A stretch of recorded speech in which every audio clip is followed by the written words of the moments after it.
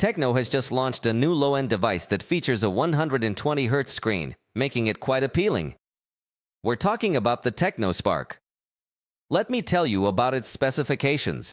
In terms of design, we are looking at something very interesting, due to the shape of the camera module, which is quite unusual. Let's say it's a new design, but in an entry-level device, which is what catches my attention. Generally, the devices that innovate more in their design line are high-end devices, so that's what caught my attention in the design, in addition to having the IP level of water and dust resistance.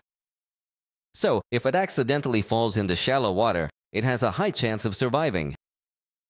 The screen is 6.67 inches and, as I mentioned earlier, it integrates 120 Hz in its refresh rate.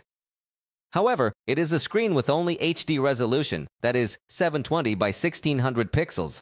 In the photography section, we will also find very simple features.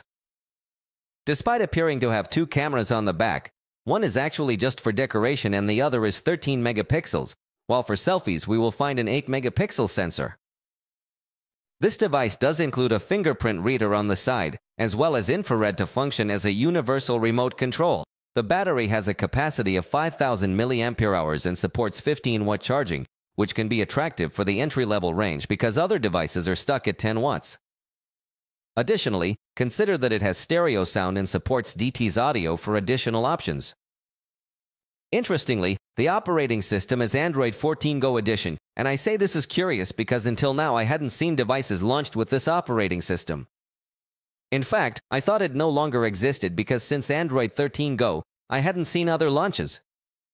But Tecno confirms that this project still exists, which, for those who don't know, is an operating system with slightly reduced functions to work well on devices with low RAM capacity. It's important to note that this device comes in two versions, 3 or 4 GB of physical RAM. Although the manufacturer advertises them as 6 or 8 GB of RAM by adding virtual RAM, the actual physical RAM versions are 3 or 4. Regarding storage, there are two versions, 64 or 128 GB, so making all possible combinations. There are 4 versions in total.